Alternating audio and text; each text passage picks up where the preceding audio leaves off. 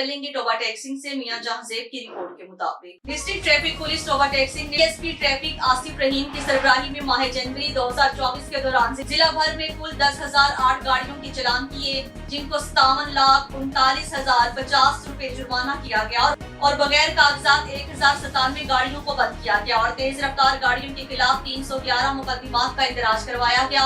2992 overloading करने वाली गाड़ियों, 249 धुआं देने वाली गाड़ियां, 118 बगैर हेलमेट मोटरसाइकिल सवारों के खिलाफ कार्रवाई की गई। लापरवाही करने वाले 7 ड्राइवर के लिए ड्राइविंग लाइसेंस बराए मुअत्तली कब्जा पुलिस में ले लिए गए हैं। 9 रूट परमिट के खिलाफ वर्जी करने पर रूट परमिट बराए मुअत्तली कब्जा पुलिस में लेकर दफ्तर जनाब DRTA टोबा भिजवाए गए।